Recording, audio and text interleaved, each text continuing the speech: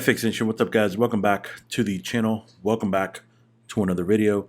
And as we continue to give you guys different analysis on different pairs, this is another one that was commented below. So let's take a look at pound AUD.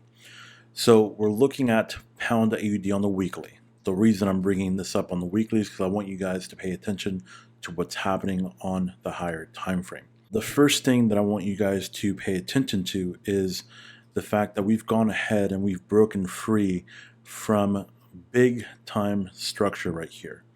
Okay, so what does that mean for us? It means that the bias that we should have based off of the higher time frame is really more of a selling, more selling pressure to continue on pound AUD. And so even if we go up one more to the monthly, you can really see, and it becomes very clear as to what's happening and what we should be looking for from the higher time frame perspective. Okay, let's go ahead and let me go back down to the weekly, and let's work with current price action right here, and let's identify just some quick areas where we know that liquidity was very likely to be. And so the first obvious one was right here, which we've already hit several times right here with these two spikes. There was another one that had orders, which was right below it, right there, and that's what we literally just hit this previous week.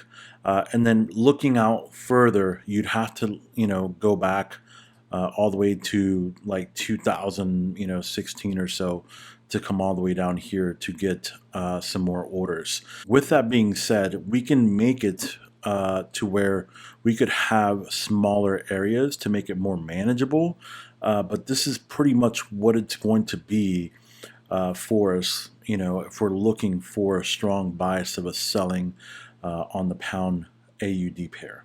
Okay, so what does this mean for us as far as looking for setups on the smaller time frames? Let's go ahead and take a look at pound AUD on the 1 hour time frame. You can see here that we're coming right off of a brand new peak formation low. So what does that mean for us? Essentially, basically, we should be looking for buys, but they're going to be short-term buys. Okay, what we're looking for really is I'm looking for a reset to occur. We had this big move here. All right, we had this big impulsive move that went straight down. You can see it consolidated and then push right back up to it. Okay, if we take a quick fib just from the top to the bottom, you can see that we're already approaching 618 and then 786 area. The question really for me is, if I'm looking for sells, right, I expect this to potentially reset, is what I feel is most likely to happen.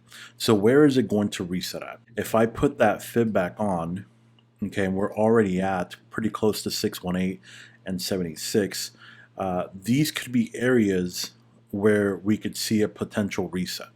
Okay, now for me, I would really like it to come all the way back up to the very top here and grab orders before it actually resets. I'm always liking to see price action, come up and grab orders that are here, and then go ahead and reset if it's going to do that. All right, so that would be my preferred, scenario that I would do if I was a market maker, was go up here, grab some orders, and then go ahead and reset the market. Now, whether it does go up there or not, who knows? But that's what I'm expecting for pound AUD to happen. I'm expecting for a reset to occur. Where it happens, we don't know. I'm hoping that we can go up here, but if not, if you just throw on the fib, you can see that anywhere here, if we get any kind of a big selling or impulsive move down, that's when it's very likely to start that reset before we even get past previous peak formation low. Okay, so if we get a move essentially that does this, something of that nature, that's very likely that that's going to be the start of the actual reset. So look for something like that. Okay, always look for this type of behavior because this tells us that they're grabbing orders before they leave. All right, there could be some orders right here at the very top of 786. But again, I think for me, the ideal scenario would be for them to reach all the way up here, give us a quick spike, and then move down to reset and continue to look for sells. On this particular pair, I'm only looking for sells. I'm waiting for the pullback to finish so I can start looking for selling opportunities. Guys, if you like this type of content and you like these videos, please comment below. Let me know what pairs you want to see analysis done on. Give me a like on these particular videos and subscribe to the channel. Guys, thank you so much. Have a great rest of your weekend. Guys, if you need any more help, join us on FXN Plus. It's available right now on fxntrading.com. You'll get a lot of different value from FXN Plus. For example, blueprint videos, 9 sessions, 14 hours long, over 100 hours right now of group session videos from the past 2 years. Over 100 hours we're up to right now on these sessions.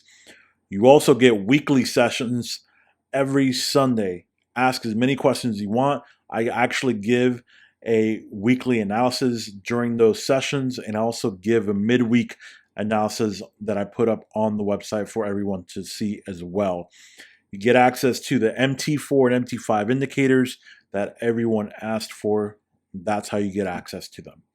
Private group, trading plan, custom trading journal. I mean, everything you could possibly want is on FXN Plus. Guys, join us there. If you need any more help, we'll be more than happy to help you. We'll see you on FXN Plus.